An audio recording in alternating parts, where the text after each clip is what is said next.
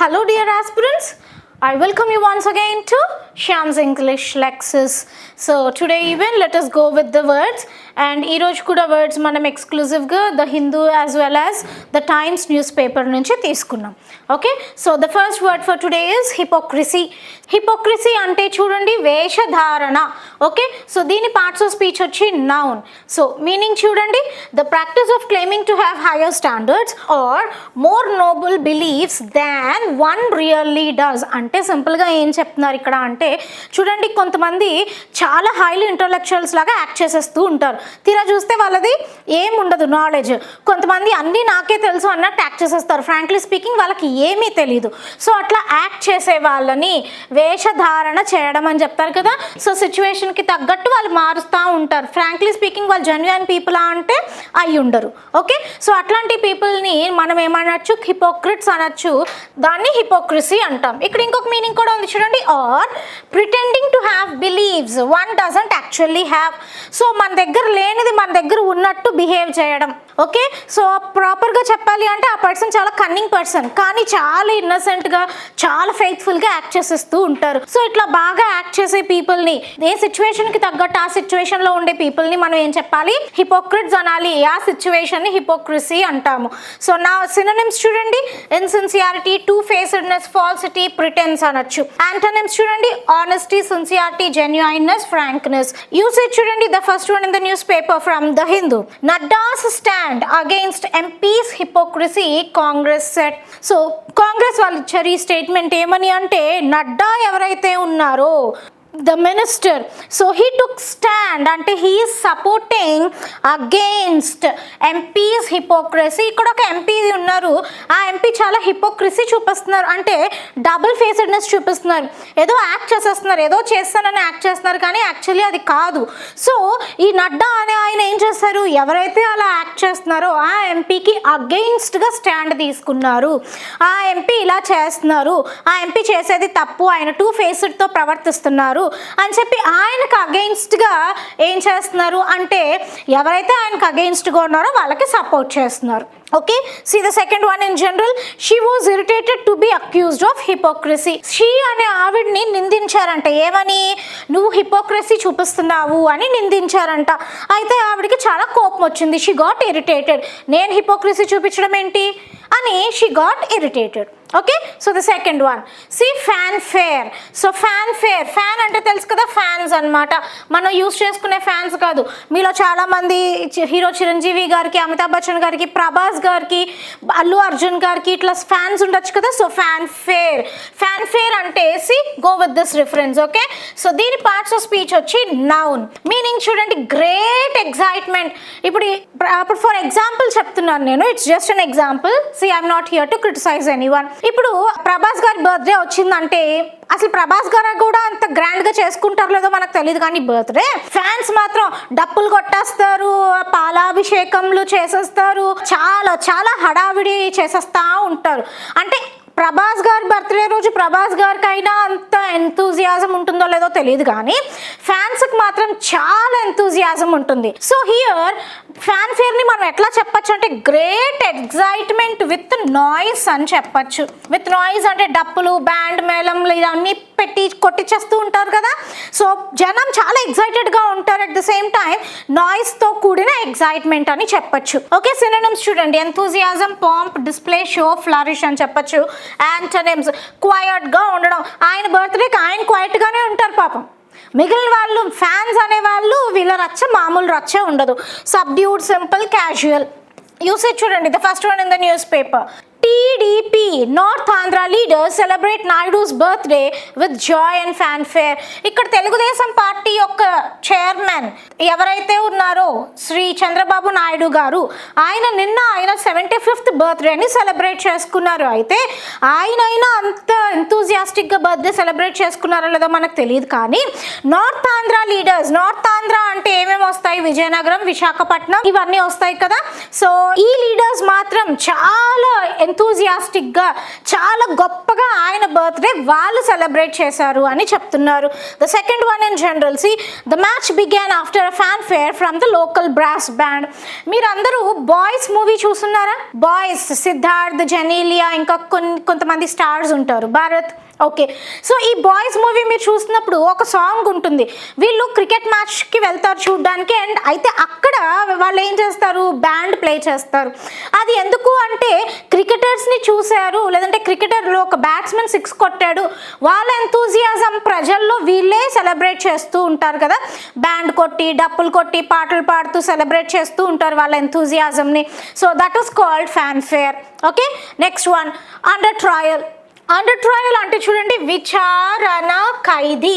Okay, so ఇక్కడ under trial అంటే ఏంటి అంటే ఇప్పుడు ఇతను ఒక అక్యూజ్డ్ కదా, అతను ఒక నేరం చేశాడో దొంగతనం చేశాడో, అతన్ని పోలీస్ పట్టుకున్నప్పుడు ఫస్ట్ పోలీస్ చేసే యాక్ట్ ఏంటి అంటే తీసుకెళ్ళిపోయి ఆ పోలీస్ స్టేషన్లో ఉండే ప్రిజన్లో పెడతారు.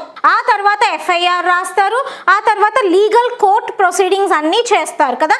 కానీ ఫస్ట్ చేసే పని ఏంటి, అరెస్ట్ చేసి ప్రిజన్లో పెట్టడం. సో ఫస్ట్ అరెస్ట్ చేసి ప్రిజన్లో పెట్టిన తర్వాత ఏవైతే initial leading proceedings carry on చేస్తారో దాన్ని అండర్ ట్రయల్ అంటారు. ఓకేనా, ఆ తర్వాత ఎఫ్ఐఆర్ రాస్తారు, ఆ తర్వాత కోర్టులో ప్రొడ్యూస్ చేస్తారు, ఆ తర్వాత వాళ్ళ తరపున అడ్వకేట్స్ వీళ్ళ తరపున అడ్వకేట్స్ వాదించుకుంటారు, తర్వాత కోర్ట్ లేదంటే జడ్జ్మెంట్ ఇస్తారు, ఆ తర్వాత శిక్ష అయితే శిక్ష లేదంటే రిలీజ్. కానీ ఫస్ట్ చేసేది అరెస్ట్ చేయడం. అరెస్ట్ చేసిన తర్వాత ఏవైతే లీగల్ ప్రొసీడింగ్స్ క్యారీ ఆన్ చేస్తారో దాన్ని అండర్ ట్రయల్ చెప్తారు. So this under trial is a noun. Meaning చూడండి, a person who is being held in custody awaiting trial for a crime. So first కస్టడీలోకి తీసుకున్న తర్వాత వెయిట్ చేస్తూ ఉంటారు దేనికోసం, లీగల్ ప్రొసీడింగ్స్, కోర్టులో జరగాల్సిన ప్రొసీడింగ్స్ అన్ని జరగడం కోసం వెయిట్ చేస్తే ఆ పర్సన్ని అండర్ ట్రయల్ అని చెప్తారు. సినోనిమ్స్ చూడండి, accused on trial before the court. Before the court అంటే ఇక్కడ కోర్టు ముందని కాదు, కోర్టుకి తీసుకెళ్లే ముందు అని అర్థం. కోర్టు ముందు కాదు, కోర్టుకి తీసుకువెళ్లే ముందు. Antonyms చూడండి, acquitted, exculpated, free, released. So usage చూడండి, the first one in the newspaper. Time spent as under trial cannot be deducted from sentence, says Kerala HC. Kerala high court వాళ్ళు ఒక స్టేట్మెంట్ ఇచ్చారు. ఏమని అంటే, సో ఇనీషియల్గా కోర్ట్ ప్రొసీడింగ్స్కి ముందర ఏదైతే ఈ అక్యూజ్డ్ జైల్లో టైం స్పెండ్ చేస్తారో దాన్ని కూడా వాళ్ళ శిక్షలో కౌంట్ చేస్తాము అని కేరళ హైకోర్టు స్టేట్మెంట్ ఇచ్చింది. ఓకే, ద సెకండ్ వన్ చూడండి, the new product is still under trial and has not been release to the public yet. ఇక్కడ ఒక న్యూ ప్రోడక్ట్ అనేది లాంచ్ చేశారు, కానీ ఆ ప్రోడక్ట్ ఇంకా స్టిల్ అండర్ గోయింగ్, ఇంకా జరుగుతూనే ఉంది. సో అంటే ఇంకా కంప్లీట్గా పబ్లిక్లో దానికి రిలీజ్ చేయలేదు అని అర్థం. ఆ పర్టికులర్ ప్రోడక్ట్ ఇంకా ఇంకా ఇన్వెస్టిగేషన్ జరుగుతూనే ఉంది. ఆ పర్టికులర్ ప్రోడక్ట్ ఇంకా చెక్ అనాలిసిస్కి వెళ్తూనే ఉంది, చెక్కింగ్ లేదంటే దాన్ని మార్పులు చేర్పులు ఇంకా జరుగుతూనే ఉన్నాయి. ప్రోడక్ట్ కంప్లీట్గా ప్రజల్లోకి రాలేదు అని అర్థం. So the next one fugitive. Okay, so fugitive అంటే ఏంటి, తప్పించుకున్నా. Okay, now you go with this reference. So ఇక్కడ చూడండి, తప్పించుకోవడం, దేని నుంచి అయినా ఎక్కడైనా బందీగా ఉంటే అక్కడి నుంచి తప్పించుకోవడం. అదొక కిడ్నాప్లో బందీ అవ్వడం అవ్వచ్చు, ఒక పోలీస్ స్టేషన్లో తప్పు చేసి బంధించేస్తే అక్కడి నుంచి తప్పించుకోవడం అవ్వచ్చు. ఏదైనా బందీగా ఉన్నప్పుడు అక్కడి నుంచి తప్పించుకొని వెళ్ళిపోతే దట్ ఈస్ కాల్డ్ ఫ్యూగిటివ్. ఈ ఫ్యూగిటివ్ని నౌన్గా యూజ్ చేయొచ్చు, అట్ ద సేమ్ టైం అడ్జెక్టివ్గా కూడా యూజ్ చేయొచ్చు. మీనింగ్ చూడండి, a person who has escaped from captivity. Captivity అంటే బందీగా ఉంచబడిన వ్యక్తి కనుక తప్పించుకొని పారిపోతే ఆ బందీ నుండి, దట్ ఈస్ కాల్డ్ ఫ్యూగిటివ్. దాన్ని ఫ్యూగిటివ్ అంటారు. అండ్ ఈ ఫ్యూగిటివ్కి ఇంకొక మీనింగ్ ఉంది చూడండి, క్విక్ టు డిజపియర్. ఏదైనా తొందరగా డిజపియర్ అయిపోవడం, తొందరగా కనిపించకుండా పోవడం. సో సినోనిమ్స్ చూడండి, fleeting, run away, escapee, runagate అనొచ్చు. యాంటోనిమ్స్ చూడండి, క్యాప్టివ్, స్టేషనరీ అనొచ్చు. యూసేజ్ చూడండి, the first one in the newspaper. See Sanjay Bhandari opposes ED's plea to declare him a fugitive. Sanjay Bhandari అనే వ్యక్తి, నా who is the Sanjay Bhandari అంటే he is a famous arms dealer. Arms అంటే ఆయుధాలు, వెపన్స్ డీలర్ అన్నమాట ఈయన. అయితే ఈ సంజయ్ బండారి అనే వ్యక్తి ఎవరైతే ఉన్నారో అతన్ని ఈడీ ఏమని రిక్వెస్ట్ చేసిందంట, ఫ్యూగిటివ్గా డిక్లేర్ చేయండి, అంటే ఎస్కేపీగా డిక్లేర్ చేయండి అని ఈడీ ప్లీ చేసిందంట. ఎవరిని ఇంతకే ఫ్యూగిటివ్గా డిక్లేర్ చేయాలి అంటే ఈ సంజయ్ బండారీని ఒక ఫ్యూగిటివ్, ఒక ఎస్కేపిస్ట్గా మీరు ఏం చేయండి, డిక్లేర్ చేయండి అని ఈడీ ఒక రిక్వెస్ట్ని పెట్టిందంట. అయితే ఈ ఈడీ ఏదైతే రిక్వెస్ట్ని పెట్టిందో దాన్ని ఈ సంజయ్ బండారి అపోజ్ చేశాడు. అలా ఎలా చెప్తారు, నేను ఎందుకు ఫ్యూగిటివ్, నేను ఫ్యూగిటివ్ కాదు, నేను ఎస్కేపిస్ట్ని కాదు అని సంజయ్ బండారి అపోజ్ చేశారు. Okay, the second one in general చూడండి, authorities believe the 3 fugitives may be disguised as nuns. ఇక్కడ ఒక ముగ్గురు ఎస్కేపిస్టులు ఉన్నారంట. ఈ ముగ్గురు ఎస్కేప్ అయిపోయి ఎలా డిస్గైజ్ చేశారు, డిస్గైజ్ అంటే మారు వేషం వేయడం, ఎలా మారు వేషం వేశారంట, నన్స్గా. నన్స్ అంటే తెలుసు కదా, క్రిస్టియానిటీలో అబ్బాయిలు అయితే ఫాదర్స్ పాస్టర్స్, అమ్మాయిలు అయితే వాళ్ళ జీవితం దేవుడి కోసం త్యాగం చేసి నన్స్ కింద ఉండిపోతారు. సో వాళ్ళని వాళ్ళు నన్స్ కింద మారు వేషం వేసుకున్నారు. ఎందుకు అంటే వీళ్ళు ఎస్కేప్ అయిపోయారు ఎక్కడి నుంచో, మళ్ళీ దొరకకూడదు కదా, అందుకోసం. Okay, so the next one envoy. Envoy అంటే చూడండి ప్రతినిధి. Okay, so envoy is a noun. So envoy అంటే ఏమని చెప్పచ్చు, ఒక అంబాసిడర్ అని చెప్పచ్చు, ఏజెంట్ అని చెప్పచ్చు, డెలిగేట్ అని చెప్పచ్చు, రిప్రజెంటేటివ్, ఎమిసరీ, డిప్లొమాట్ అని చెప్పచ్చు. ఇంతకీ ఎన్వాయ్ అంటే ఎవరు, he is a person or a messenger, okay, or representative. ఇప్పుడు ఫర్ ఎగ్జాంపుల్ చూడండి, మన కంట్రీ తరపున ఎన్వాయిస్ కూడా మనకి యుఎస్లో కానీ దుబాయ్లో కానీ ఉంటూనే ఉంటారు. వాళ్ళు ఏం చేస్తారు అంటే మన కంట్రీ తరపున అఫీషియల్స్ అనమాట, మన కంట్రీని వేరే కంట్రీలో రిప్రజెంట్ చేస్తూ ఉంటారు. అక్కడ మన ఇండియన్స్ ఎవరికైనా ఏదైనా ప్రాబ్లం వచ్చినా ఏమైనా చేయాలన్నా వీళ్ళు అఫీషియల్గా రిఫర్ చేస్తూ ఉంటారు. సో మనకు తెలుసు కదా, సో వీళ్ళని మెసెంజర్స్ అనొచ్చు, representatives of a particular country అని చెప్పచ్చు. యాంటనిమ్స్ చూడండి, నేటివ్. యాక్చువల్లీ ఈ వర్డ్కి యాంటనిమ్స్ అనేవి ఉండవు, కానీ బట్ మీకు ఒక ఐడియా కోసం అంటే ఇప్పుడు ఎన్వాయ్ అంటే మన దేశం తరపున వేరే దేశంలో వెళ్ళి అతను ఉద్యోగం చేస్తాడు, అఫీషియల్గా వర్క్ చేస్తూ ఉంటాడు. అంటే ఒక దేశం నుంచి ఇంకొక దేశం వెళ్ళి పని చేయడం. మరి దానికి ఆపోజిట్ ఏమై ఉండొచ్చు, జనరల్ కాంటెక్స్లో ఆలోచిస్తే అది నేటివ్ అవ్వచ్చు. సో వేరే కంట్రీ కాదు, నేను ఈ కంట్రీలో పుట్టాను, ఈ కంట్రీలోనే వర్క్ చేసుకుంటున్నాను అనొచ్చు, లోకల్ అనొచ్చు, డొమెస్టిక్ అనొచ్చు, రెసిడెంట్ అనొచ్చు. సో గుర్తుపెట్టుకోండి, ఈ వర్డ్స్కి పర్టికులర్గా యాంటనిమ్స్ ఉండవు, కానీ మీకు ఒక ఐడియా రావడం కోసం ఇలాంటి యాంటనిమ్స్ అనేవి మేము కోట్ చేసాం. ఓకే, యూసేజ్ చూడండి, the first one in the newspaper. India EU can collaborate on space policy says envoy. ఇక్కడ ఇండియాను EU అంటే యూరోపియన్ యూనియన్, ఈ ఇండియా అండ్ యూరోపియన్ యూనియన్ దేంట్లో కొలాబరేట్ అవ్వచ్చు అంట అంటే దేంట్లో టుగెదర్గా వర్క్ చేయొచ్చు అంట అంటే ఆన్ స్పేస్ పాలసీ అని ఒక స్టేట్మెంట్ ఇచ్చారు. ఎవరు ఇచ్చారు అంటే ఎన్వాయ్, ఒక అంబాసిడర్ ఇచ్చారు. ఇంతకీ ఈ స్టేట్మెంట్ ఇచ్చిన అంబాసిడర్ ఎవరు అంటే EU అంబాసిడర్ ఇచ్చారు ఈ statement. Okay, so the second one in general చూడండి, the UN special envoy to Yugoslavia. ఇక్కడ యునైటెడ్ నేషన్స్లో ఎవరైతే ఒక స్పెషల్ ఎన్వాయ్, స్పెషల్ అంబాసిడర్ ఉన్నారో ఆయన ఎక్కడికి వెళ్ళారంట, యుగోస్లేవియా అనే వేరే కంట్రీకి వెళ్ళారంట. Okay, so the next one turn around. Turn around అంటే ఇప్పుడు నేను ఇలా ఉన్నాను కదా, క్లాస్ ఇలా చెప్పాలి. నేను టర్న్ అరౌండ్ అంటే ఎలా తిరగాలి, ఇలా. ఒకవేళ నేను క్లాస్ ఇటు ఫేస్ చేసి చెప్తుంటే టర్న్ అరౌండ్ అంటే ఇలా తిరిగి క్లాస్ చెప్పడం. సో ఏదైనా ఆపోజిట్ డైరెక్షన్లో తిరిగి చేయడం. ఇప్పుడు ఇలా వెళ్తున్న నేను టర్న్ అరౌండ్ అంటే ఇలా తిరగాలి కదా. అలాగే ఇప్పుడు ఇలా వెళ్తున్నా నేను టర్న్ అరౌండ్ అంటే ఇలా డైరెక్షన్ చేంజ్ చేసి ఆపోజిట్ డైరెక్షన్లో వెళ్ళాలి. This is called turn around. Okay, so తిరిగి వెళ్ళు, ఇట్స్ అ ఫ్రేజల్ వర్బ్ కదా. సో మీనింగ్ చూడండి, move so as to face in the opposite direction. అప్పటిదాకా వెళ్తున్న ఒక్క డైరెక్షన్లోంచి మన డైరెక్షన్ని తిప్పి ఆపోజిట్ డైరెక్షన్లో వెళ్తూ ఉంటే that is called turn around. దీన్నే ఇంకెలా చెప్పచ్చు, recover from loss or poor performance. Turn around అంటే డైరెక్షన్ తిప్పి వెళ్ళడమే కాదు, అప్పటిదాకా నువ్వు ఓడిపోతున్నావు, అప్పటిదాకా నువ్వు ప్రాపర్గా పర్ఫామ్ చేయలేకపోయావు, ఇప్పుడు నీ పర్ఫార్మెన్స్ని ఇంప్రూవ్ చేసుకొని ఇప్పుడు నీ ఫెయిల్యూర్స్ అన్నిటిని సక్సెస్గా కనుక నువ్వు తిప్పుకోవాలి అని అనుకుంటే దాన్ని కూడా టర్న్ అరౌండ్ అనొచ్చు. ఓకే, సో యూసేజ్ చూడండి, the first one in the news paper. Night riders hope to turn it around against Titans at the Eden. So Knight Riders versus Gujarat Titans. So knight riders matches అన్నీ ఓడిపోతున్నారు because of their poor performance. అయితే వాళ్ళు అనుకున్నారు ఏమని, at least Gujarat టైటన్స్తో జరిగే మ్యాచ్లో అయినా, అది ఎక్కడ జరుగుతుందంట మ్యాచ్, ఈడెన్ గార్డెన్స్లో జరుగుతుంది, ఈ మ్యాచ్లో అయినా మనం బాగా పర్ఫామ్ చేయాలి, we need to turn around our performance. అప్పటిదాకా పూర్ పర్ఫార్మెన్స్ని కాస్త మనం దాన్ని తిప్పి మంచి పర్ఫార్మెన్స్ మనం ఇవ్వాలి, మనం విన్ అవ్వాలి అని అన్నారు. Okay, the second one, as the bus left, bus వదిలి వెళ్ళిపోయింది. అంటే బస్సు వచ్చింది ఒక బస్ స్టాప్ దగ్గర, అక్కడ అందరు జనం ఎక్కేసారు, ఇప్పుడు బస్సు ఏం చేయాలి, స్టాప్ను వదిలి వెళ్ళిపోవాలి కదా.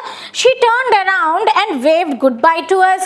సో మనం కూడా అంతే కదా, జనరల్గా ఎప్పుడైనా మనం మన కజిన్స్ లేదంటే ఎక్కడికైనా ఊరు వెళ్ళేటప్పుడు బస్సు వెళ్ళేంత వరకు ఉంటారు, మనకు సెండ్ ఆఫ్ ఇచ్చేవాళ్ళు. మా బస్సు వెళ్ళిపోతుంది అన్నప్పుడు ఏం చేస్తారు, ఇలా వెళ్ళిపోయే వాళ్ళు ఇట్లా వెనక్కి తిరిగి బాయ్ అని చెప్తూ ఉంటారు కదా. So this is called turn around. Okay, next one, tangle. Tangle అంటే చూడండి చిక్కు, అంతా చిక్కు చిక్కు అయిపోవడం. కొన్ని వైర్స్ కానీ థ్రెడ్స్ కానీ బాగా ఏమైపోతాయి, చిక్కు చిక్కు అయిపోతాయి. అవన్నీ తీసుకోవాలంటే it's really a very tedious task కదా, చాలా భయంకరమైన పని అది. ఈ ట్యాంగిల్ని మనం ఒక సమస్య అని కూడా చెప్పచ్చు. So this tangle acts as a verb as well as a noun. Tangle అంటే వర్బ్ కన్నా యూజ్ చేసుకోవచ్చు, నౌన్గా కూడా యూజ్ చేయొచ్చు. ట్యాంగిల్ అంటే చూడండి ఇలా ట్విస్ట్ ట్విస్ట్ అయిపోయి, వంకర్ టింకర్లు తిరిగిపోయి, అన్నీ కలిసిపోయి, ముడి ముడి ముడి పడిపోయి అట్లా ఉంటే దాన్ని ట్యాంగిల్ అని చెప్తాం. మీనింగ్ చూడండి, twist together into a confused mass. అన్నీ కలిసిపోయాయి అనుకో, అదొక కన్ఫ్యూజ్డ్ మాస్ లాగా, కన్ఫ్యూజ్డ్ థింగ్ లాగా కనిపిస్తుంది. ఒక పెద్ద దారం ఉందనుకోండి, రోప్ యూసే, ఒక పెద్ద రోప్, ఇప్పుడు దాన్ని మనం ప్రాపర్గా మడత పెట్టలేదు అనుకో, అన్ని సర్లే అని తీసి ఇలా చుట్టేసి పక్కన పడేశారు అనుకో, ఆ తర్వాత అది ఎందుకైనా యూజ్ అవుతుందా, అంత చిక్కు చిక్కు ముడి ముడి ముడి అయిపోతుంది కదా. అప్పుడు అది ఎలా తయారవుతుంది, ఒక కన్ఫ్యూజ్డ్ మాస్ లాగా తయారవుతుంది. సో ఈ ట్యాంగిల్కి వేరే అర్థం కూడా ఉంది. ఏంటంటారు దాన్ని, a fight or argument or disagreement. ఒక ఫైట్ అనొచ్చు, ఒక ఆర్గ్యుమెంట్ అనొచ్చు, ఒక డిసగ్రిమెంట్ అనొచ్చు, దాన్ని కూడా ట్యాంగిల్ అని చెప్తాం. సో ఈ ట్యాంగిల్ రెండు మీనింగ్స్ ఉన్నాయి, ఒకటేమో ఫైట్, ఇంకొకటేమో ముడి ముడి చిక్కు చిక్కు అయిపోవడం. సినోనిమ్స్ చూడండి, entangle, twist, entwined, conflict, controversy. Antonyms చూడండి, untangle, disentangle, unravel, harmony. Usage చూడండి, the first one in the newspaper, Vance met Pope on Easter Sunday after tangle over migration. Now the US Vice President Vance, what did he do, ఏం చేశారు అతను, Pope Francis, okay, the head of Christian community, Pope ఫ్రాన్సిస్ని వెళ్ళి meet అయ్యారు. ఎప్పుడు అంటే Easter Sunday రోజు, నిన్న ఈస్టర్ ఫెస్టివల్ కదా, ఆ రోజు వెళ్ళి మీట్ అయ్యారు. ఇంతకీ ఎప్పుడు మీట్ అయ్యారు అంటే ఆఫ్టర్ ట్యాంగిల్ ఓవర్ మైగ్రేషన్. ఈ ట్రంప్ విధించే మైగ్రేషన్ ప్రాబ్లం ఏదైతే ఉందో ఆ ప్రాబ్లం యొక్క ఆర్గ్యుమెంట్, ఆ ప్రాబ్లం యొక్క డిస్కషన్ అంతా అయిపోయిన తర్వాత పోప్ ఫ్రాన్సిస్ని వెళ్ళి మీట్ అయ్యారు. The second one in general చూడండి, హర్ హెయిర్ వాస్ ట్యాంగిల్డ్. ఆమె జుట్టు ఎలా ఉంది అంట, ముడి అయిపోయి ఉందంట. మనం కూడా ఇప్పుడు లేడీస్ చూడండి, జుట్టు ప్రాపర్గా మనం దువ్వుకోకపోతే ఏమైపోతుంది, చిక్కు చిక్కు అయిపోతుంది కదా, అప్పుడు తల నొప్పి వస్తుంది దువ్వుకుంటే. సో ఆమె హెయిర్ కూడా అలా చిక్కు అయిపోయింది, ట్యాంగిల్ అయిపోయింది. నెక్స్ట్ వన్, రో ఓవర్.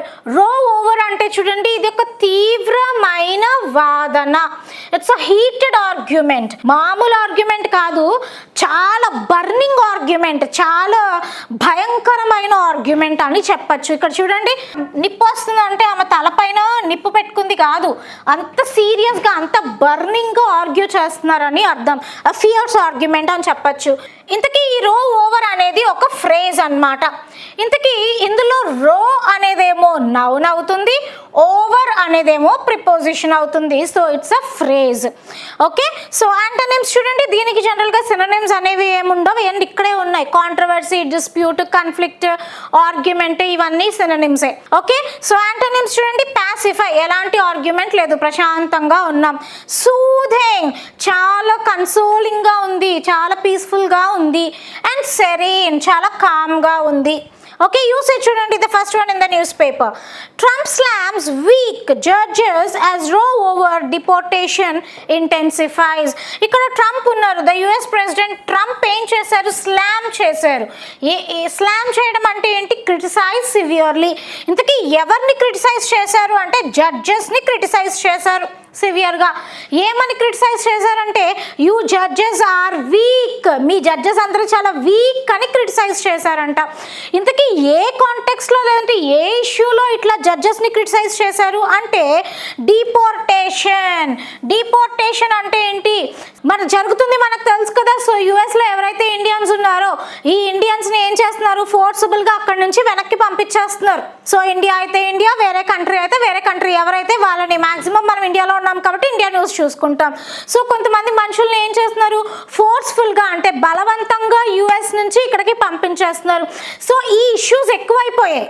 ఓకేనా, ఇదొక ఇంటెన్సిఫైడ్ ఆర్గ్యుమెంట్గా తయారైపోయింది, ఇదొక బర్నింగ్ ఆర్గ్యుమెంట్గా తయారైపోయింది. అలా తయారైనప్పుడు judges are not properly working out. అందుకనే వాళ్ళని ట్రంప్ ఏమని స్లామ్ చేశారు, యూ వీక్ జడ్జెస్ అని స్లామ్ చేశారు. Okay, so the next one, the 9th one is obeisance. ఈ వర్డ్ నుంచి మనం ద టైమ్స్ న్యూస్ పేపర్ నుంచి కలెక్ట్ చేసాం అమ్మ. ఓకే, ద ఫస్ట్ నుంచి 8 వరకునేమో ద హిందూ న్యూస్ పేపర్ నుంచి, నెక్స్ట్ 9 నుంచి 13 వరకు మనం ద టైమ్స్ న్యూస్ పేపర్ నుంచి కలెక్ట్ చేసాం. సో ఒబీసెన్స్, ఒబీసెన్స్ అంటే నమస్కారం చేయడం, వందనం చేయడం. సింపుల్గా చెప్పాలంటే టు గివ్ రెస్పెక్ట్ అని అర్థం, రెస్పెక్ట్ చేయడం అని అర్థం. ఓకే, సో దీని పార్ట్స్ ఆఫ్ స్పీచ్ వచ్చి నౌన్. సో మీనింగ్ చూడండి, a gesture expressing differential respect such as bow or curtsy. So respect చేయడం, కానీ కొన్నిసార్లు మనం రెస్పెక్ట్ చేసే విధానం మారుతుంది. కొన్నిసార్లు ఇట్లా బౌ చేసి రెస్పెక్ట్ ఇస్తాం, కొన్నిసార్లు ఒక కాలు ముందుకు పెట్టి ఇంకొక కాలుతో మోకాలు వేసి రెస్పెక్ట్ చేస్తాం, ఇంకొకసారి దేవుడి దగ్గర ఇదిగోండి ఇలా రెస్పెక్ట్ ఇస్తాం దేవుడికి, ఇంకొకసారి చూడండి ఇలా చేతులు పెట్టి ఇలా ఒకసారి రెస్పెక్ట్ చేస్తాం, ఇదొక జెస్చర్ అనొచ్చు. ఇంకొకటి కొంతమంది చేతులు ఇట్లా పట్టుకొని ఇలా అంటారు, ఇదొక జెస్చర్ అవ్వచ్చు. ఓకే, ఇంకొంతమంది ఎలా ఇస్తారు వాళ్ళు రెస్పెక్ట్స్ అంటే, సో వాళ్ళని ఇలా పెట్టుకొని లేదంటే వాళ్ళ చేతిని ఇట్లా ముద్దు పెట్టుకొని రెస్పెక్ట్ ఇస్తారు. అంటే different kinds of giving respects, ఇవి డిఫరెన్షియల్ అనమాట. అందరికీ చెయ్యం ఇది. ఇప్పుడు అందరి దగ్గరికి వెళ్ళిపోయి మనం మోకాల మీద పడిపోము. దేవుడి దగ్గరికి వెళ్ళినప్పుడు మన జీవితాన్ని నిలబెట్టిన వాళ్ళ దగ్గరికి వెళ్తేనే మోకాల మీద పడిపోతాం కదా. అంటే ఈ పర్టికులర్ రెస్పెక్ట్స్, ఈ జెస్చర్స్ అనేవి కొన్ని ప్లేసెస్లోనే మనం ఇస్తాము అని అర్థం. సో జనరల్గా రెస్పెక్ట్ చేయడం వేరు, ఇలాంటి జెస్చర్స్తో రెస్పెక్ట్ చేయడం వేరు కదా. ఇది అందరి దగ్గర చేయం, కొంతమంది దగ్గరే. ఓకే, సో దీని సినోనిమ్స్ చూడండి, హోమేజ్ అనొచ్చు, డీప్ రెస్పెక్ట్, అడోరేషన్, వెనరేషన్ అనొచ్చు. యాంటోనిమ్స్ చూడండి, defiance, rebellion, insubordination, disrespect. Usage చూడండి, the first one in the newspaper the Times, people paid obeisance to their departed family members on Easter. So నిన్న Easter festival జరిగింది, yesterday was Easter festival. So అందరూ జనరల్గా Christians చేసే ఒక particular ritual ఏంటి అంటే వాళ్ళ చనిపోయిన పేరెంట్స్ లేదంటే వాళ్ళ చనిపోయిన ఎవరైతే ఉంటారో వాళ్ళ టామ్స్ దగ్గరికి వెళ్ళి వాళ్ళకి హోమేజ్ అంటే కండోలెన్సెస్, రెస్పెక్ట్స్ అనేవి ఇస్తారు. ప్రతి ఈస్టర్కి జరుగుతుంది ఇది. సో చాలా మంది నిన్న ఈస్టర్ కాబట్టి వెళ్ళి వాళ్ళ ఫ్యామిలీ ఎవరైతే చనిపోయారో వాళ్ళ ఫ్యామిలీలో వాళ్ళందరి దగ్గరికి వెళ్ళి వాళ్ళ రెస్పెక్ట్స్ ఇచ్చారు అని అర్థం. Okay, the second one in general, she made a deep obeisance. ఆవిడ ఒక డీప్ రెస్పెక్ట్ ఇచ్చారు. ఎవరికి మనం అలా డీప్ రెస్పెక్ట్ ఇవ్వగలం, ఎవరినైతే మనం బాగా ఆరాధిస్తామో కదా వాళ్ళకి చాలా డీప్ రెస్పెక్ట్ ఇస్తాం, మిగిలిన వాళ్ళే అంత పట్టించుకోకుండా ఉంటాం. So this is obeisance. Okay, so the next one, rapprochement. Rapprochement అంటే see go with this particular reference in Telugu. So rapprochement అంటే ఏంటి అంటే అగైన్ హ్యావింగ్ ఫ్రెండ్లీ రిలేషన్షిప్స్. మళ్ళీ చెప్తున్నాను, అగైన్ హ్యావింగ్ ఫ్రెండ్లీ రిలేషన్షిప్స్ అంటే ముందు నుంచి ఫ్రెండ్లీ రిలేషన్షిప్స్ ఉన్నాయి, అయితే మధ్యలో అవి బ్రేక్ అయ్యాయి. అలా బ్రేక్ అయిన తర్వాత మళ్ళీ ఫ్రెండ్లీ రిలేషన్షిప్స్ని రెస్టోర్ చేసుకోవడం అంటే మళ్ళీ ఫ్రెండ్స్ అవ్వడం. అంటే ఇక్కడ ఫస్ట్ ఫ్రెండ్స్ అయ్యారు, తర్వాత బ్రేకప్ వచ్చింది, మళ్ళీ ఫ్రెండ్స్, తిరిగి మళ్ళీ ఫ్రెండ్స్ అయితే that is called rapprochement. So this rapprochement is a noun. So ఎప్పుడు గుర్తుపెట్టుకోండి, ఒక స్మాల్ టిప్ చెప్తాను. జనరల్గా మనకి లాస్ట్లో TION అని వచ్చిన, MENT అని వచ్చిన అవి మ్యాక్సిమం నౌన్స్ నౌన్స్ అయ్యే ఛాన్సెస్ ఎక్కువ ఉంటాయి. అవన్నీ నౌన్స్ అని నేను అనట్లేదు, అవి నౌన్స్ అయ్యే ఛాన్సెస్ ఎక్కువ ఉంటాయి అని చెప్తున్నాను. ఎండ్లో లాస్ట్లో TION అని ఉన్నా MENT అని ఉన్నా. ఓకే, సో దాని మీనింగ్ చూడండి. The ongoing discussions or negotiations to restore friendly relationships between 2 parties. ఇక్కడ అర్థం చేసుకోండి, రాప్రోచ్మెంట్ అంటే మళ్ళీ తిరిగి ఫ్రెండ్స్ అయిపోయారు అని కాదు, కానీ మళ్ళీ తిరిగి ఫ్రెండ్స్ అవ్వడానికి డిస్కషన్స్ ఇంకా జరుగుతూనే ఉన్నాయి. ఇటువైపు వాళ్ళు ఒప్పుకోవాలి ఫ్రెండ్ అవ్వడానికి, ఇటువైపు వాళ్ళు కూడా ఒప్పుకోవాలి. అంటే వీళ్ళిద్దరి మధ్య ఇంకా డిస్కషన్స్ జరుగుతున్నాయి. అరే మనం ఒకప్పుడు ఫ్రెండ్స్ కదా, మధ్యలో ఏవో గొడవలు వచ్చినాయి, ఓకే పాస్ట్ ఈస్ పాస్ట్ వదిలేయండి, ఇప్పుడు మళ్ళీ మనం ఫ్రెండ్స్ అవుదాం అని ఇంకా డిస్కస్ చేసుకోవడమే, అయిపోలేదు ఇంకా మళ్ళీ friends. Okay, so that is called rapprochement. Synonyms చూడండి, రీకన్సిలియేషన్ అనొచ్చు, ఎకార్డ్ అనొచ్చు, కన్సిలియేషన్ అనొచ్చు. యాంటోనిమ్స్ చూడండి, coldness, disaffection, hostility, animosity, enmity.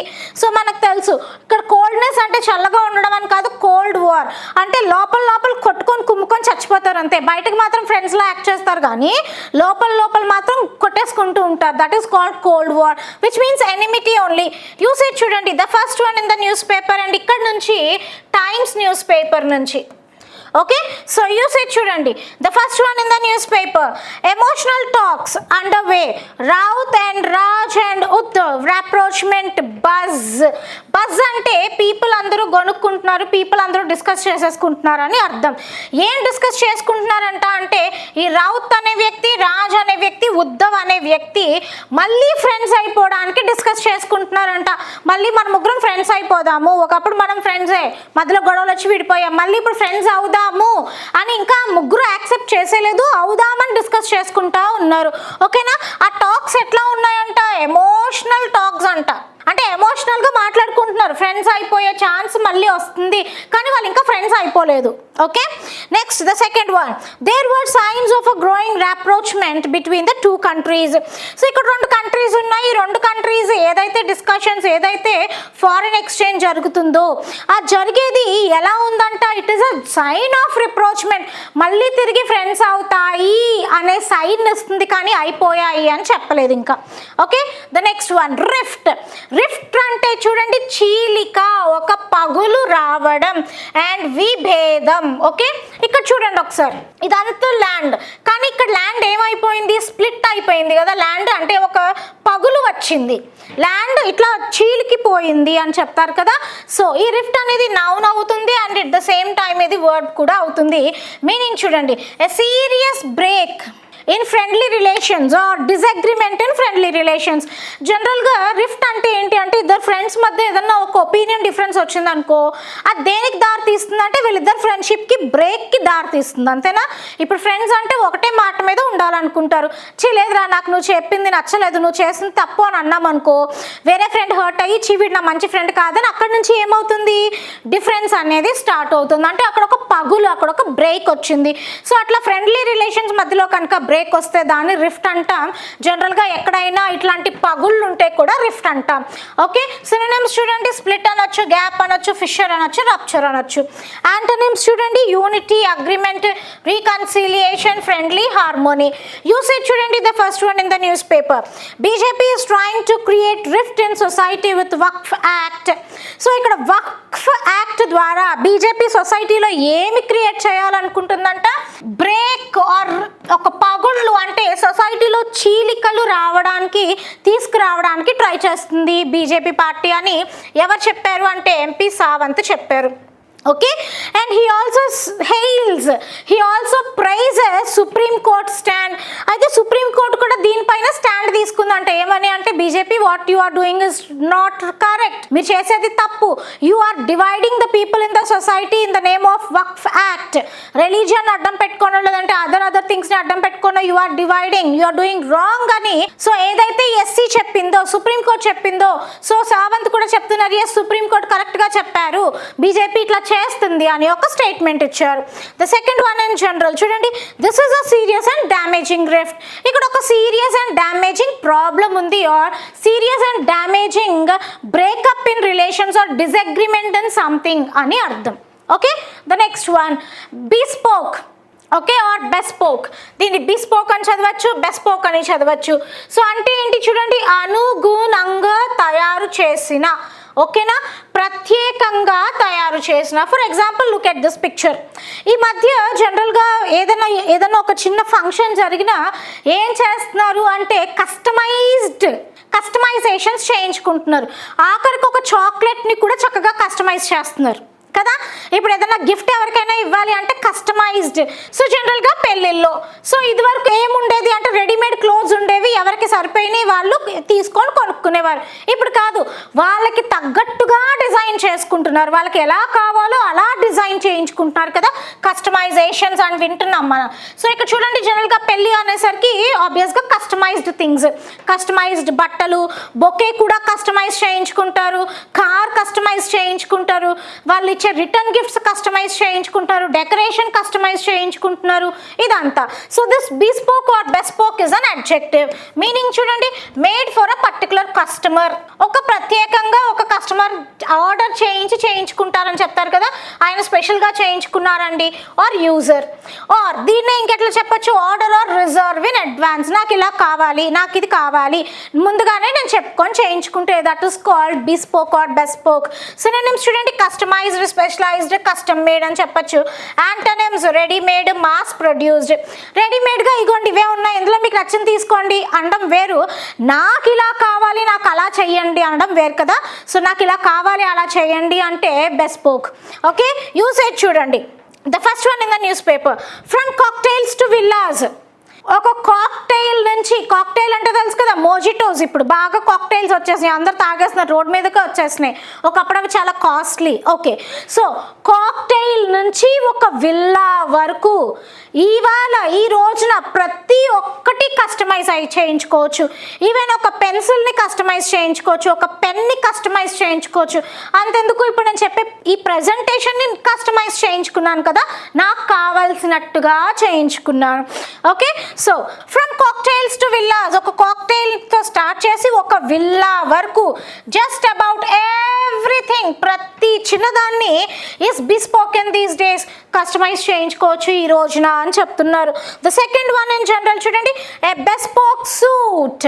ఇక్కడ సూట్ ఎలాంటి సూట్ అంటే ఇది కస్టమైజ్డ్ సూట్, ఆయన కోసం ఆయనకి తగ్గట్టుగా చేయించుకున్నారు స్పెషల్గా, అంతేకాని బయటకు వెళ్ళి ట్రయల్ చేసి సరిపోయింది అని తీసుకొని వచ్చి వేసుకోలేదు. Okay, the next one assessors.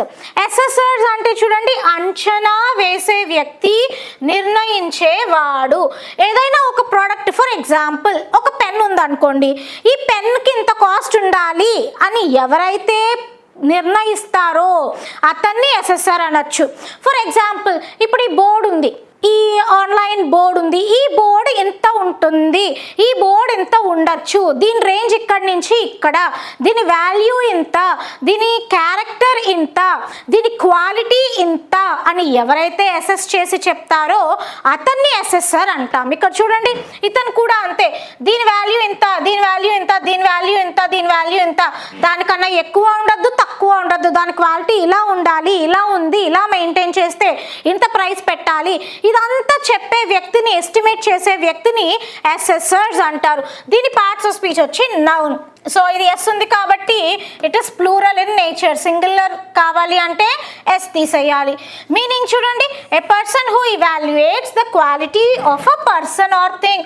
ఒక మనిషిదైనా ఒక వస్తువుదైనా దాని క్వాలిటీని అసెస్ చేసే వాళ్ళని, లేదా ఒక వస్తువు యొక్క వాల్యూని, దాని కాస్ట్ని క్యాలిక్యులేట్ చేసి, ఎస్టిమేట్ చేసి, దీని ప్రైస్ ఇంత ఉండొచ్చు, ఇక్కడి నుంచి ఇక్కడికి పెట్టుకోవచ్చు, అంతకన్నా తక్కువ అయితే మీకు లాస్, అంతకన్నా ఎక్కువ చేస్తే ఎవరు కొనరు అని ఎవరైతే ఎస్టిమేట్ చేస్తారో ఆ పర్సన్ని అసెసర్ అంటాం. సో దీనికి సినోనిమ్స్ చూడండి, ఇన్స్పెక్టర్స్ అనొచ్చు, ఎగ్జామినర్స్, అప్రైజర్స్, టెస్టర్స్ అనొచ్చు, ఇవాల్యుయేటర్స్ అనొచ్చు. యాంటోనిమ్స్ చూడండి, ఇగ్నోర్, నెగ్లెక్ట్ చేయడం, పట్టించుకోకపోవడం, ఆయన ఎంతన్నా పెట్టుకోపో అని వదిలేయడం. యూసేజ్ చూడండి, the first one in the news paper, NAC may remove 1200 more assessors, change eligibility criterion to curb corruption. NAC committee వాళ్ళు ఏం చేస్తున్నారంట, 1200 ఎస్ఎస్ఆర్స్ని రిమూవ్ చేసేస్తున్నారు, ఉద్యోగంలోంచి తీసి పాడేస్తున్నారు. ఎందుకబ్బా మీరు అలా చేస్తున్నారు అంటే, కర్బ్ అంటే ఏంటి? కంట్రోల్, కరప్షన్ని కంట్రోల్ చేయడానికి అని చెప్పారు. Okay, the second one in general చూడండి, the assessor stated that the fire damage was not severe. అయితే ఇక్కడ ఒక ఫైర్ డ్యామేజ్ జరిగింది, అయితే ఒక అసెసర్ని తీసుకొచ్చారు, ఒక ఎగ్జామినర్ని తీసుకొచ్చారు. చూడండి ఫైర్ డ్యామేజ్ ఎలా జరిగింది, బాగా ఎక్కువ జరిగిందా, తక్కువ జరిగిందా, యావరేజ్గా జరిగిందా ఏంటి ఒకసారి చూసి అసెస్ చేయండి అని చెప్తే ఆయన ఏం చెప్పారు, అంత సివియర్గా డ్యామేజ్ ఏమీ జరగలేదు అని చెక్ చేసి చెప్పారు. Okay, so these are all about the words for today, and I'll meet you tomorrow with another set of words. Until then, signing off.